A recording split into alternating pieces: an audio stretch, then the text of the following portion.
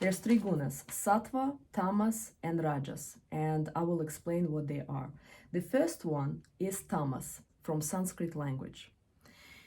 And tamas means ignorance, if we fully translate it to English. And men who live in a state of tamas, they're just 10% of them, by the way.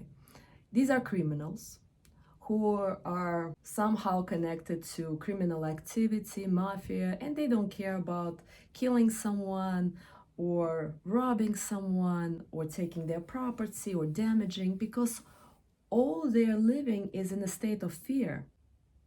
These people suffered in the previous lives and they continue to suffer now, and they think that there's only one life, there is no God. They don't believe in the concept of God or creator, and so that's all they want. They want to take by force or power something that is not theirs. These people typically have serious illnesses. By the time they're 40 or 50, they either have cancers or tumors, or usually they just kill each other. This is when it comes to men, only 10%. With women, it's more interesting. There's 50% of women who live in a state of tamas, ignorance. These are women who are constantly complaining. They're always depressed. Nothing is good enough. They're listening to sad music. They're watching depressing movies. And they don't see anything positive in life. Sometimes we all go through difficult time in life, and it goes back and forth. Sometimes you have good periods and sometimes you have bad periods. But these people are just constantly complaining and not happy, and they're depressed. So there are quite more women like that than men. Women in the state, they have severe depression. They also end up having a cancer either in their 40s or 50s, or tumors, because body is not designed to live in this negativity all the time, complaining about the past and their parents and their relationships, and they have no capacity to forgive and take responsibility for what went wrong in their life. The main thing about people in tamas, living in tamas, is that they're living in the past. They're stuck in the past. They cannot forgive someone, and they're poisoning their soul. Is that clear about tamas? The second guna is passion, which is called in Sanskrit rajas. Majority of people live in the state of passion. Now we will talk about it. People in a state of rajas, they are feeling that nothing is enough. They're driven, they have a lot of energy, they have anxiety, and they call this anxiety a really great energy because they're constantly working. They're working, they're going to school, they want to get a better car, or they want to build a house, or they want to sell the house and build something else.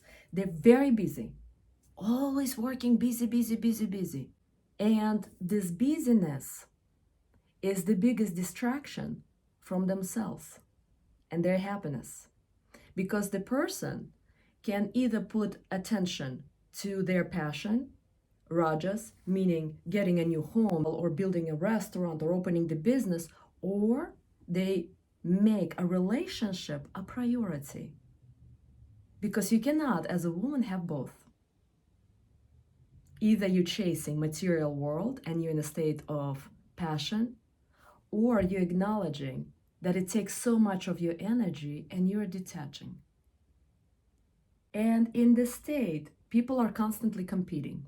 Women competing with other women. There's not going to be enough men. There's not going to be enough work. There's not going to be enough money. There's not going to be enough of something else. Constantly chasing something. For some, it's education to become smarter. For some, it's work to get more money. For some, they're single, they want to get a man. And so they're so desperate. And this is the biggest distraction from themselves and their happiness.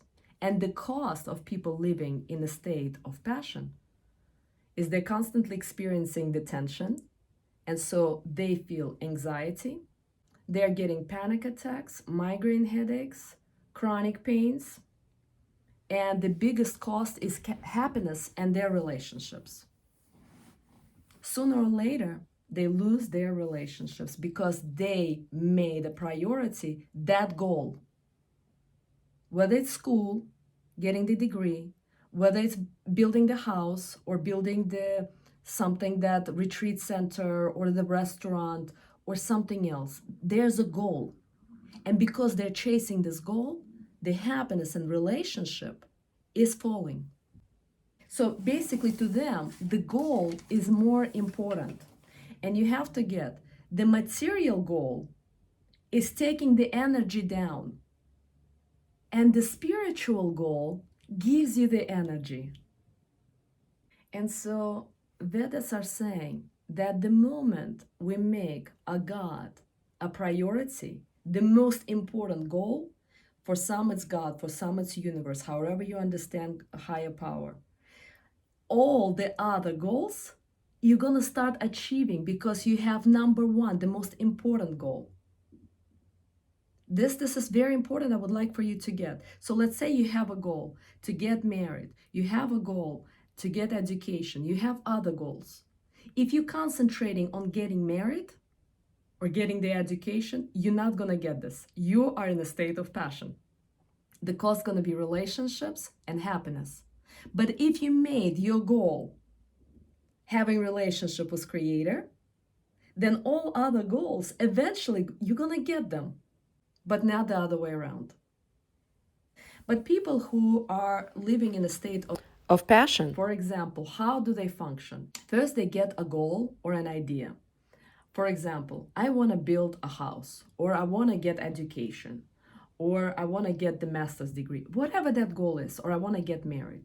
So first, what happens? They're very enthusiastic and they think, oh, I'm going to lose weight, I'm going to get a surgery to get a man, or I'm going to get a loan, I'm going to start building a house. So first stage, they're very enthusiastic about it. The second stage, what starts to happen, the person becomes tense because they start to realize that, wow, this is actually much harder than they expected.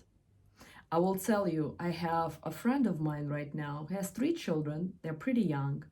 And her husband is very financially set. And she decided that she wanted to open a wellness center. Well, sounds good because the wellness center, we're going to have yoga, we'll have Pilates, we'll have meditation. But now she's at the point where she has 12 employees. And she's constantly there, running, scheduling, getting people, advertising, doing social media. And so do you think she's spending time with kids? No. Now she has a nanny for this, nanny for that, nanny for that, and she hardly sees husband, she hardly spends time with him, and she hardly spends time with children. And so now she feels the tension because she's everywhere. Clear? The third, what starts to happen is that the person starts to get really tired. And that's usually 5-6 months later into making this goal priority, that whatever the person wants. And the fourth stage, the person breaks. And that is a year or 2 years later.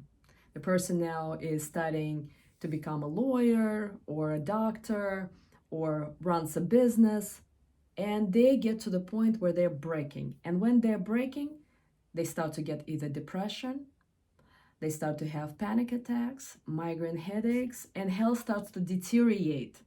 Or for men, it's usually they lose business, they start losing clients, and they go either through divorce or bankruptcy. And there's no happiness. This goal of theirs is costing them the happiness and health. Before I move forward, I would like for you to connect. If you are in a state of passion, or where you were in a state of passion maybe a few months ago, or if you still are, what is it costing you? I want to share something quickly. When I was first starting the business, I was artificially walking, networking with people. Here I am, clinical hypnotherapist, I'm a life coach, I got degree here and there, and I had very little clients. Because in a state of passion, you have to artificially share and build your business. And then the more and more I was stressed and exhausted back in my 20s.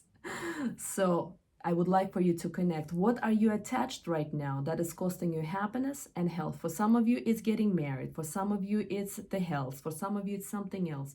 But start sharing. Who wants to share?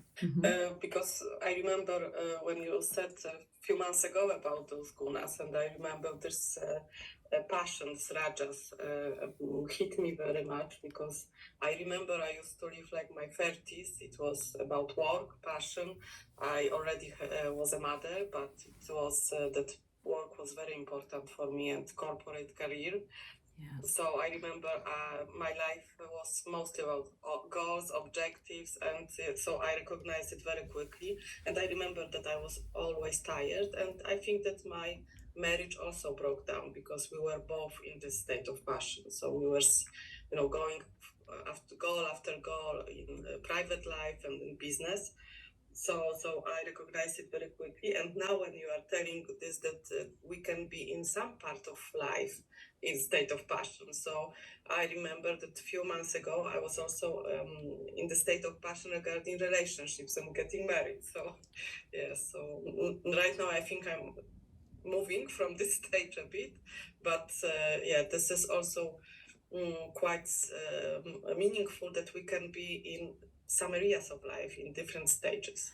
Yes, but at the same time, Anya, thank you so much for your authenticity and sharing. At any point, a person without understanding that they're in a state of passion, they are in a state of passion. Yeah. Until the person makes a priority, making a higher power, God, a priority, they're still in a state of passion. Only the relationship with Creator makes you shift. And we will start talking about it. But right now, we still want to acknowledge who else is right now maybe living in a state of passion because the cost is huge. Can I share a little bit? Yes, please. So it's really nice what you shared because if I wouldn't have found you, I wouldn't have realized what I was doing. And this is so confronting because I was chasing my degree, and on top of it, I also had to work. So I was working like 7 days, either at my job as a receptionist, early hours, late hours, and otherwise I was like writing my thesis or conducting research. And for 6 months, it went really well. And I was chasing this, I was chasing my degree, career, and then I crashed. So, yeah, it's very recognizable what you said. And now I'm in that state of recovering and trying to heal and trying to figure out how to get out of the passion state. Yes. Thank you. And by the way, figuring it out, which state is that? Who wants to guess? Passion. Yes. Yes. Thinking a lot is also state of passion, my friends. Consider. I need to do this, I need to do this strategy, I need to do that, and this, it's still the state of passion. When I was a single mom, I was in the state of ignorance.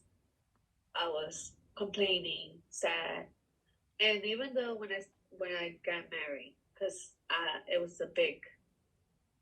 I mean, I want to be married. I want to be a housewife, be with my children. Yeah. But I was still complaining about it. That is too much. That I have to teach my kids. I was complaining about my husband. Like, you don't do nothing. You don't help me with the children. Even though he's the one paying the bills. But I was like, you have to help me. You have to be part of their life. You have to. So I was in the ignorance. But now I'm in the passion. Yes, yes. Now I do talk to the cat. I try to connect, but most of the times I go back to uh, myself and how I'm going to figure it out. If I have a fight with my teenager, instead of me letting it go and let God deal with it, I am like, how am I going to figure it out? How I'm going to do this? Yes. Or if I have a fight with my 4-year-old, Yes. what do I have to do better? So I think I'm still there. And Yeah. Yeah. Thank you, because I really want to just be patient, to bring love and patience to my family as well. Beautiful. Thank you. You see, the moment you're starting to even shift, I want the love, I want the patience. This is already a mindset because the patience and love, which energy is that? And this is, we're gonna get into the third guna. Because the moment you're saying, I want patience, I want love, you're starting to already make a relationship with higher power priority. But we're gonna get there.